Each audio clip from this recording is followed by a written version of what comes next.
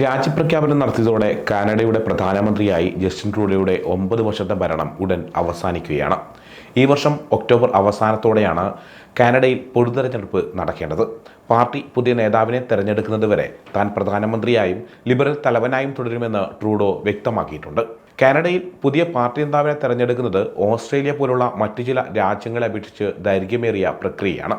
പാർലമെന്റിലെ പാർട്ടി അംഗങ്ങൾ വേഗത്തിൽ തീരുമാനിക്കുന്നതിന് പകരം കാനഡ നേതൃത്വ കൺവെൻഷനുകൾ ചേർന്നാണ് തീരുമാനം കൈക്കൊള്ളുക. ഇത് സംഘടിപ്പിക്കാൻ മാസങ്ങൾ എടുത്തേക്കാം. അടുത്ത ഫെഡറൽ തെരഞ്ഞെടുപ്പിന് മുമ്പ് പുതിയ നേതാവിനെ ഉറപ്പിക്കാനുള്ള പ്രക്രിയ ലിബറൽ പാർട്ടി വേഗത്തിലാക്കുമെന്നാണ് പ്രതീക്ഷിക്കുന്നത്. ആരായിരിക്കും ട്രൂഡോയ്ക്ക് പകരം ലിബറൽ പാർട്ടിയുടെ തലപ്പത്തെത്തുക എന്നതാണ് എല്ലാവരും ഉറ്റുനോക്കുന്നത്. സാധ്യതയുള്ള ചിലരുടെ പേരുകൾ നമുക്ക് പരിശോധിക്കാം. അതിലൊരാൾ ക്രിസ്റ്റീയ ഫ്രീലാൻഡാണ്. മുൻ ഫിനാൻസ് മിനിസ്റ്ററും ഡെപ്യൂട്ടി പ്രൈം മിനിസ്റ്ററുമായിരുന്നു ക്രിസ്റ്റീയ. ട്രൂഡോയെ എതിർത്ത ചുരുക്കം ലിബറൽ എംപിമാർ ക്രിസ്റ്റീയ ഫ്രീലാൻഡ് അടുത്ത പ്രധാനമന്ത്രിയായി വരണമെന്ന് ആഗ്രഹിക്കുന്നുണ്ട്. ഡിസംബർ 16 കാബിനറ്റ് സ്ഥാനത്ത് നിന്ന് രാജിവെച്ചപ്പോൾ ട്രൂഡോയുടെ രാജിയെക്കുറിച്ചുള്ള ഊഹാപോഹങ്ങൾക്ക് തുടക്കമിട്ടത് ക്രിസ്റ്റീയ ഫ്രീലാൻഡ് ആയിരുന്നു. അവരുടെ രാജി ട്രൂഡോയെ സ്ഥാനമൊഴിയാൻ ആഹ്വാനം ചെയ്യുകയായിരുന്നു. അതേ ദിവസം തന്നെ നടന്ന അടിയന്തര പാർട്ടി യോഗത്തിൽ അവർക്ക് സ്റ്റാൻഡിംഗ് ഒവേഷൻ ലഭിക്കുന്ന റിപ്പോർട്ടുകളും പുറത്തു വന്നിരുന്നു. തൻ്റെ രാജി ആയിരിക്കില്ല അവസാനത്തേത് എന്ന് പറഞ്ഞുകൊണ്ട് ഫ്രീലാൻഡ് തന്നെ പിന്തുണയ്ക്കുന്നവർക്കും മുൻ ജീവനക്കാർക്കും ഇമെയിൽ അയച്ചിരുന്നുവെന്നും റിപ്പോർട്ടുകളുണ്ട്. ട്രൂഡോയുടെ പിൻഗാമിയായി വരാൻ സാധ്യതയുള്ള മറ്റൊരാൾ മാർക്ക് കാനിയാണ്. ബാങ്ക് ഓഫ് കാനഡയുടെയും ബാങ്ക് ഓഫ് ഇംഗ്ലണ്ടിൻ്റെയും മുൻ ഗവർണറും ലിബറൽ പാർട്ടിയുടെ സാമ്പത്തിക ഉപദേഷ്ടാവുമാണ് മാർക്ക് കാനി. ജസ്റ്റിൻ ട്രൂഡോയുടെ പിൻഗാമിയായി ലിബറൽ പാർട്ടിയുടെ നേതാവാക്കാനുള്ള ശക്തനായ സ്ഥാനാർത്ഥിയായി ഇദ്ദേഹത്തെയാണ് ചിലർ കാണുന്നത്. എന്നാൽ വോട്ടർമാരുമായി ബന്ധപ്പെടാനും പാർട്ടിയെ ഫലപ്രദമായി നയിക്കാനും ആവശ്യമായ രാഷ്ട്രീയ പരിചയം ഇദ്ദേഹത്തിന് ഇല്ലെന്ന് വാദിക്കുന്ന വിമർശകരുമുണ്ട്. കാനി മുമ്പ് ഒരിക്കലും രാഷ്ട്രീയ സ്ഥാനത്തേക്ക് മത്സരിച്ചിട്ടില്ല. പാർട്ടി നേതൃത്വത്തിൽ വിജയിച്ചാൽ തന്നെ ഔദ്യോഗികമായി അധികാരമേൽക്കാൻ പാർലമെന്റിൽ ഒരു സീറ്റ് നേടേണ്ടതായിട്ടുണ്ട്. നിലവിൽ കാനി ബ്രൂക്ക്ഫീൽഡ് അസറ്റ് മാനേജ്മെന്റിന്റെ ചെയർമാനാണ്. നേതൃത്വ മത്സരത്തിൽ പ്രവേശിക്കാൻ തയ്യാറെടുക്കുന്നതിനിടയിൽ അദ്ദേഹം ലിബറൽ എംപിമാരുമായി സംസാരിച്ചു കൊണ്ടിരിക്കുകയാണെന്നാണ് റിപ്പോർട്ടുകൾ സൂചിപ്പിക്കുന്നത്.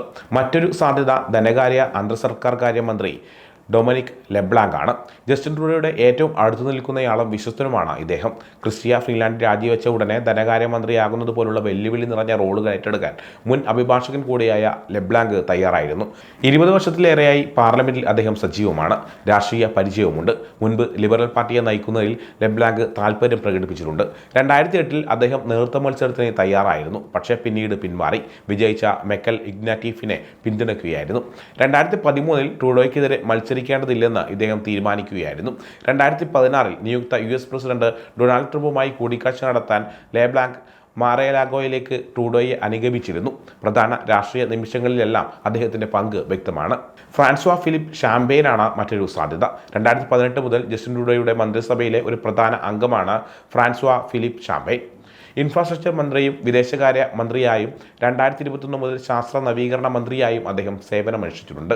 രാഷ്ട്രീയത്തിൽ പ്രവേശിക്കുന്നതിന് മുമ്പ് ബിസിനസ്സുകാരനും അന്താരാഷ്ട്ര വ്യാപാരത്തിൽ വിദഗ്ധനുമായിരുന്നു. ട്രൂഡോയുടെ പിൻഗാമിയായി ലിബറൽ പാർട്ടിയുടെ നേതാവാകാൻ സാധ്യതയുള്ള സ്ഥാനാർത്ഥിയായി അദ്ദേഹത്തിൻ്റെ പേര് പലപ്പോഴും പരാമർശിക്കപ്പെട്ടിട്ടുണ്ട്. മറ്റൊരാൾ ഇന്ത്യൻ വംശീയായ അനിത ആനന്ദാണ്. കനേഡിയൻ അഭിഭാഷകയും രാഷ്ട്രീയക്കാരിയുമാണ് അനിത ആനന്ദ്. നിലവിൽ ഗതാഗതം ആഭ്യന്തര വ്യാപാര മന്ത്രിയായി സേവനമനുഷ്ഠിക്കുന്നു. 57-കാരിയായ മുൻ പ്രതിരോധ മന്ത്രി ടൊറന്റോയുടെ പ്രാന്തപ്രദേശമായ ഒക്കില്ലയെ പ്രതിനിധീകരിച്ച് 2019 ആദ്യമായി രാഷ്ട്രീയത്തിൽ പ്രവേശിച്ചതു മുതൽ പാർട്ടിയിലെ പ്രധാന വ്യക്തികളിൽ ഒരാളായി തുടരുകയാണ്. കഴിഞ്ഞ 5 വർഷങ്ങളിൽ ഇന്ത്യൻ വംശീയായ ഗതാഗത മന്ത്രി അനിത ആനന്ദ് പൊതുസേവനങ്ങളും സംഭരണവും ഉൾപ്പെടെ നിരവധി വകുപ്പുകൾ കൈകാര്യം ചെയ്തിട്ടുണ്ട്. പ്രതിരോധം, ട്രഷറി ബോർഡ് പ്രസിഡന്റ് സ്ഥാനങ്ങൾ വഹിച്ചിട്ടുണ്ട്. അനിതയുടെ പിതാവ് തമിഴ്നാട് സ്വദേശിയും അമ്മ പഞ്ചാബ് സ്വദേശിയുമാണ്. ക്യൂൻസ് യൂണിവേഴ്സിറ്റിയിൽ നിന്ന് പൊളിറ്റിക്കൽ സ്റ്റഡീസിൽ ബാച്ചിലർ ഓഫ് ആർട്സ്, ഓക്സ്ഫോർഡ് യൂണിവേഴ്സിറ്റിയിൽ നിന്ന് ജൂറിസ് പ്രൂഡൻസിൽ ബാച്ചിലർ ഓഫ് ആർട്സ്, ഡൽഹൌസി യൂണിവേഴ്സിറ്റിയിൽ നിന്ന് നിയമബിരുദം, ടൊറന്റോ യൂണിവേഴ്സിറ്റിയിൽ നിന്ന് master of laws, Yale Queen university, western university തുടങ്ങിയ പ്രശസ്ത സ്ഥാപനങ്ങളിൽ അക്കാദമിക് പദവികൾ വഹിച്ചിട്ടുള്ള അനിത ആനന്ദ് രാഷ്ട്രീയത്തിൽ പ്രവേശിക്കുന്നതിന് മുമ്പ് ടൊറന്റോ സർവകലാശാലയിൽ നിയമ പ്രൊഫസറായിരുന്നു. മറ്റൊരു സാധ്യത മെലാനി ജോളിയാണ്. കാനഡയുടെ ഇപ്പോഴത്തെ വിദേശകാര്യമന്ത്രിയായ മെലാനി ജോളി ജസ്റ്റിൻ ട്രൂഡോ പാർലമെന്റിലേക്ക് മത്സരിക്കാൻ ക്ഷണിച്ചതിനെ തുടർന്ന് ഫെഡറൽ രാഷ്ട്രീയത്തിലേക്ക് ഇറങ്ങിയ വ്യക്തിയാണ്. മോൺട്രിയൽ മേയർ തെരഞ്ഞെടുപ്പിൽ അവർ മികച്ച പ്രകടനം കാഴ്ചവെച്ചതിനെ തുടർന്നാണ് ഫെഡറൽ രാഷ്ട്രീയത്തിലേക്ക് ട്രൂഡോ ക്ഷണിച്ചിരുന്നത്. ഓക്സ്ഫോർഡ് യൂണിവേഴ്സിറ്റിയിലായിരുന്നു വിദ്യാഭ്യാസം. അഭിഭാഷകയാണ്. വിദേശകാര്യമന്ത്രി എന്ന നിലയിൽ മികച്ച പ്രകടനം കാഴ്ചവെക്കാൻ അവർക്ക് സാധിച്ചിട്ടുണ്ട്. 2024 ഡിസംബറിൽ ന്യൂയോർക്ക് ടൈംസിൽ വന്ന ലേഖനത്തിൽ മെലാനി ജസ്റ്റിൻ ട്രൂഡോയുടെ പിൻഗാമിയായി വരാൻ സാധ്യതയുണ്ടെന്ന് പരാമർശിച്ചിരുന്നു. ഇന്ത്യയുമായുള്ള നയതന്ത്ര ബന്ധം മോശമായി തുടരുന്നതിനിടെയാണ് രാജി എന്നത് ട്രൂഡോയുടെ പിൻഗാമി ആരാണെന്ന ചോദ്യം ബലപ്പെടുത്തിയിട്ടുണ്ട്. ഓഗസ്റ്റോടെ പൊതുതെരഞ്ഞെടുപ്പ് നടക്കാനിരിക്കെയായിരുന്നു ട്രൂഡോയുടെ രാജി. കാനഡയിൽ ട്രൂഡോയുടെ ജനപ്രീതി നാൾക്കുനാൾ ഇടിയുകയാണ്. പ്രതിപക്ഷമായ കൺസർവേറ്റീവ് പാർട്ടി തെരഞ്ഞെടുപ്പിൽ ഗംഭീര വിജയം നേടുമെന്നാണ് അഭിപ്രായ സർവേ ഫലങ്ങൾ വ്യക്തമാക്കുന്നത്. കനേഡിയൻ സ്ഥാപനമായ ആംഗസ് റീഡ് ഡിസംബർ 24 പുറത്തുവിട്ട അഭിപ്രായ സർവേ ഫലമനുസരിച്ച് 68% പേർക്ക് ട്രൂഡോയോട് താല്പര്യമില്ല എന്ന റിപ്പോർട്ടും പുറത്തു വന്നിരുന്നു. ഇതിൻ്റെയൊക്കെ പശ്ചാത്തലത്തിലായിരുന്നു ജസ്റ്റിൻ ട്രൂഡോയുടെ രാജി.